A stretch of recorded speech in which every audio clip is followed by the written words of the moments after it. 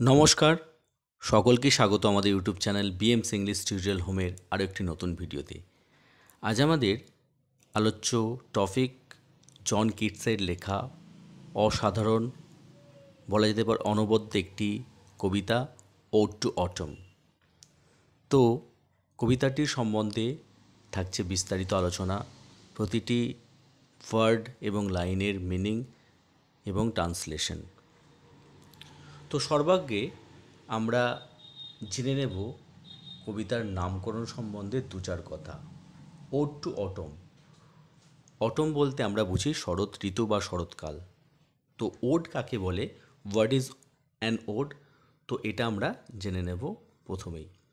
Ode যাকে বাংলায় বলা হয় ত্রস্ত কবিতা, যে কবিতা একটি বিশেষ মুহূর্তে লেখা হয় নির্দিষ্ট কোনো ব্যক্তি অথবা বস্তুকে উদ্দেশ্য করে। তো এই কবিতা অর্থাৎ ওড টু অটমে কবি জন কিটস শরৎ ঋতুর কথা এখানে উল্লেখ করেছেন বা এটাকে অ্যাড্রেস করেছেন। গীতিধর্মিতা অর্থাৎ লিরিক্যাল যে ব্যাপারটা একটা inseparable part of an ode, ওডের বা ত্রস্ত কবিতার একটা অবিচ্ছেদ্য অংশ। ওড ওয়ার্ডটি একটি গ্রিক ওয়ার্ড যার অর্থ হচ্ছে সং বা গান, তাই গানের মতো করেই কিন্তু এই কবিতাও ছন্দবদ্ধ।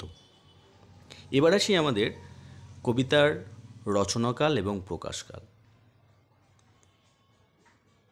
কবিতাটি অর্থাৎ ওড টু অটম কবিতাটি কম্পোজ করা হয়েছিল 19 সেপ্টেম্বর 1819, 1819 খ্রিস্টাব্দের 19 সেপ্টেম্বর, এবং এটা প্রকাশিত হয়েছিল 1820 সালের জন কিটসের ভলিউম অফ পোয়েট্রি নামক কবিতা সংকলনে।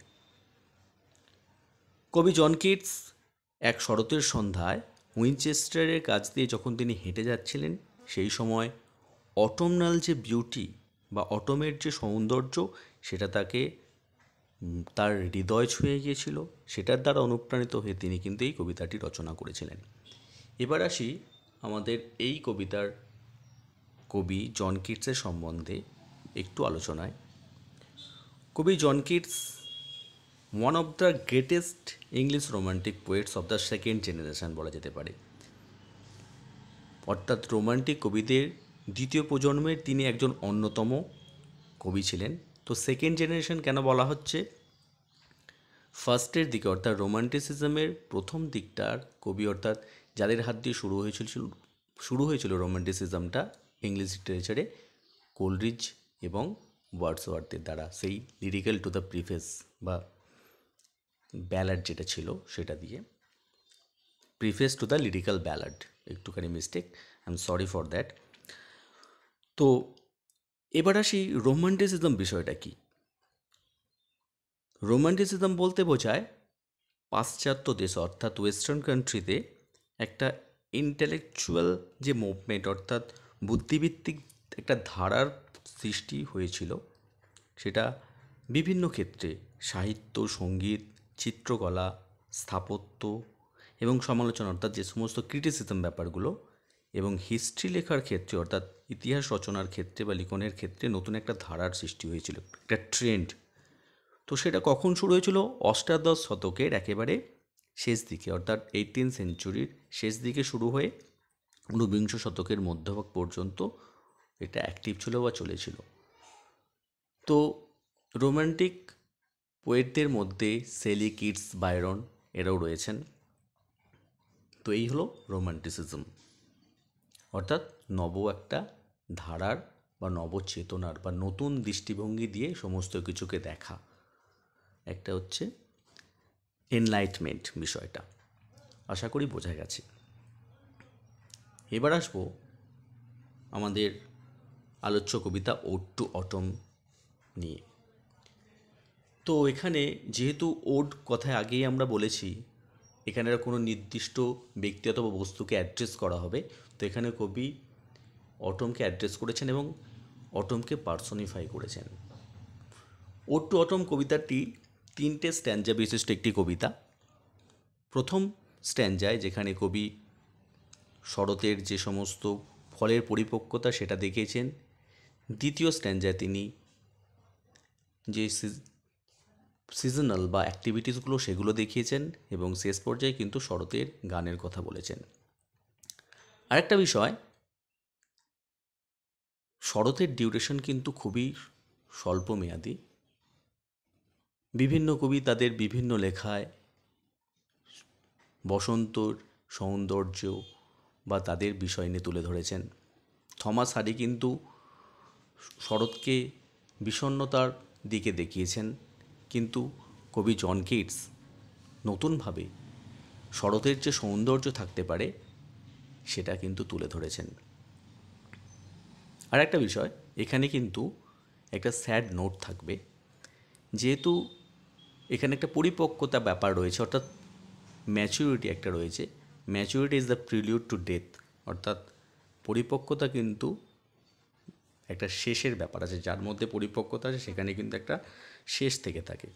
তো আমরা বিস্তারিত আলোচনা করলে সমস্ত বিষয়টা বুঝতে পারবো। ফার্স্ট লাইনটা রয়েছে season of mist and mellow ফ্রুটফুলনেস। তো শরৎকে কবি বলছেন কিসের ঋতু? সিজন অফ মিস্ট, অর্থাৎ কুয়াশার ঋতু। অ্যান্ড মিলো ফ্রুটফুলনেস, মিলো কথার অর্থ হচ্ছে রাইপ, অর্থাৎ পরিপক্কতা, যেখানে সব কিছু পরিপূর্ণতা পায়। Close bosom friends of the maturing sun. Bosom friends হচ্ছে ইন্টিমেট ফ্রেন্ড, অর্থাৎ ঘনিষ্ঠ বন্ধু। Of the maturing sun, maturing sun বলা হচ্ছে কি পরিপূর্ণ সূর্য কেন বলা হচ্ছে? যেটার কারণে ফলগুলো পরিপূর্ণতা পায়। The sun that causes fruits to mature, এই সূর্য কিন্তু ফলগুলোকে ম্যাচুরিটি দেয়, অর্থাৎ পরিপূর্ণতা বা পরিপক্কতা দেয়, যে কারণেই বলা হয়েছে maturing sun. Conspiring with him how to load and bless, শরৎ এবং সূর্য তারা যেন একটা ছলা পরামর্শ করে থাকে, অর্থাৎ কনস্পিরেসি করে থাকে কিভাবে লোড পরিপূর্ণ করতে হবে with fruits that the vine that's round the thatch ইব্রামস। কুঠিরের বা খড়ের ছাউনি দ্বারা যে সমস্ত ঘরগুলো, কুঠিরের ছাউনির ওপর দিয়ে যে দ্রাক্ষলতা অর্থাৎ আঙুর ফলের গাছগুলো হয়ে গেছে, সেগুলোকে কিভাবে বেশি করে আঙুর ফলে পরিপূর্ণ করা যায় সেটার পরামর্শ করে, অর্থাৎ কনস্পিরেসি করে। To bend with apples the mossed cottage tree, আর শ্যাওলা ধরা যে কুঠিরের পাশে আপেল গাছটা রয়েছে সেটাকে কিভাবে আপেলে পরিপূর্ণ করা যায়, অর্থাৎ এই সময় কি হয়, অর্থাৎ অটোনাল সিজনে আপেলগুলো জুসিনেস আসে, অর্থাৎ তাদের মধ্যে রসালো হয়, পরিপক্কতা ভাব আসে। And fill all fruit with ripeness to the core, এবং এই ঋতুতেই সমস্ত কিছু ফল বা সমস্ত ফলগুলো একেবারে ভিতর থেকে পরিপক্কতা লাভ করে। To swell the ground and plump the hazel shells, লাউগুলোকে স্ফীত করিয়ে দেয় বা বেড়ে ওঠে এই ঋতুতেই। And plump the hazel shells, hazel হচ্ছে এ কাইন্ড অফ নাটস, অর্থাৎ এক ধরনের বাদাম যেটা তাদের পরিপূর্ণতা পায় উইথ সুইট কার্নেল, মানে মিষ্টি শাঁসে পরিপূর্ণতা পায়। To set budding more and still more, আরও বেশি করে সেটা কিন্তু সেগুলো কিন্তু বেড়ে ওঠে। নেক্সট একটু আগিয়ে নিই। The later flowers for the bees, the later flower for the bees until they think warm days will never cease, এই ঋতুতেই কিন্তু ফুলগুলো, অর্থাৎ গ্রীষ্মের শেষে ফুলগুলো কিন্তু তখনও পর্যন্ত থেকে থাকে। এতটা পরিমাণে ফুল পুষ্পটিত হয় এই ঋতুতে, মৌমাছিরা ভাবে বোধ হয় গ্রীষ্মের কখনো শেষ নেই। For summer has overbrimmed their clammy cells, আর এই সময় ওভারবিম করতে হচ্ছে field with flower, field over flowering, বেশি পরিপূর্ণতা পায় ফুলগুলো, এবং তাদের মধ্যে যে পুষ্পপুটগুলো থাকে সেগুলোও কিন্তু মধুতে পরিপূর্ণতা থাকে, যে কারণে মৌমাছিরা ভাবে গ্রীষ্মের বুঝি আর শেষ নেই, অর্থাৎ সেখান থেকে মধু সংগ্রহ করে গুনগুনরত আর কি মৌমাছিরা। চলে আসবো নেক্সট স্ট্যান্জায়। নেক্সট স্ট্যান্জা হচ্ছে who hath not seen thee oft amid the store, who hath not seen thee oft amid the store, কে তোমাকে দেখেনি তোমার শস্য ভাণ্ডারে কে তোমাকে দেখেনি। Sometimes whoever seeks abroad may find, মানে কখনো কখনো কেউ যদি বাইরে যায় সে দেখতে পাবে তোমাকে। দি সিটিং কেয়ারলেস, তুমি বসে রয়েছো অলসভাবে, বা অলসভাবে নয়, কোনো চিন্তাহীনভাবে অনেক গার্ডনারি ফ্লো, শস্য ভাণ্ডারে বসে রয়েছো। অর্থাৎ অটমকে এখানে পার্সনিফাইড করা হয়েছে একজন মানে শস্য ক্ষেত, মানে জমির একজন মালকিনের সঙ্গে, যে কিনা মানে তার শস্য ভাণ্ডারে মানে কোনো চিন্তা মুক্ত হয়ে বসে রয়েছে। Thy hair soft lifted by the winnowing wind, এবং তার চুলগুলো যেন মৃদু মৃদু উত্থিত হচ্ছে, যেহেতু একটা জেন্টাল ব্রিজ সেখানে প্রবাহিত হচ্ছিল, একটা মৃদুমন্দ বাতাস সেখানে প্রবাহিত হচ্ছিল, যার ফলে ওখানে ফার্মার আর কি কেয়ারফ্রি, একটা ওম্যান ফার্মার আর কি কেয়ারফ্রি হয়ে বসে আছে তার গার্ডনারিতে। Or on a half reaped furrow sound asleep, অথবা দেখা যেতে পারে শস্যক্ষেত্রটা অর্ধেকটা কেটেই তুমি ঘুমিয়ে পড়েছো। কিসে? ট্রাউজড উইথ দ্য ফিউম অফ পপির গন্ধে, পপি ফুলের গন্ধে তন্দ্রাচ্ছন্ন হয়ে পড়েছো। হোয়াইল দাই হুক, তখনও পর্যন্ত তোমার হস্তস্থিত কাস্টেটা রয়েছে। Spare next to the swath and its twin flower, spare the next swath and all its twin flowers. তো সেখানে কিন্তু ওই ফুলের পাশেই কিন্তু তুমি শুয়ে পড়েছো, আর তার হাতে কিন্তু কাস্টটা রয়েছে। এবং পরবর্তী যে নেক্সট লাইনটা আমরা চলে যাব। অ্যান্ড সামটাইমস লাইক এ গ্লিনার দাও ডো স্লিপ, কখনো কখনো দেখা যায় একজন গ্লিনার হিসাবে dost thou keep steady the laden head across a brook, অর্থাৎ একজন চাষির মতোই, মানে শস্য কেটে স্থির মাথায় একটা ছোট্ট নদী বা বোঝা, মানে শস্যের বোঝা নিয়ে একটা স্থির নদী পার হয়ে যাচ্ছে। Or by a cider press with patience look, কখনো কখনো দেখা যায় আপেল থেকে যেখানে ফল নিশ্চিত করা হয়, উইথ পেশেন্স লুক, ধৈর্য সহকারে, দ্য ওয়াচেস, তুমি লক্ষ্য করতে থাকো, the last oozings hours by hours, ঘন্টার পর ঘন্টা ধরে লক্ষ্য করতে থাকো বা সেদিকে তাকিয়ে থাকো কখন সেই ফলের আপেল থেকে শেষ রস বা বিন্দুটা ঝরে পড়বে বা নির্গত হবে। তো এই হলো নেক্সট স্ট্যাঞ্জায় যে পার্সনিফিকেশন কবি করেছেন এবং অটোমনাল যে সমস্ত অ্যাক্টিভিটি সেগুলো তিনি এখানে তুলে ধরলেন। চলে যাব আমরা পরবর্তী স্ট্যাঞ্জাতে। The where are the songs of spring, বসন্তের গান কোথায়? এ হোয়ার আর দে, তারা কোথায়? কোথায় তারা? থিঙ্ক নট অফ দেম, তাদের কথা ভেবো না। দাও হ্যাস্ট তাই মিউজিক টু, তোমাদেরও কিন্তু নিজস্ব গান আছে, তোমারও কিন্তু নিজস্ব গান রয়েছে, ঠিক আছে।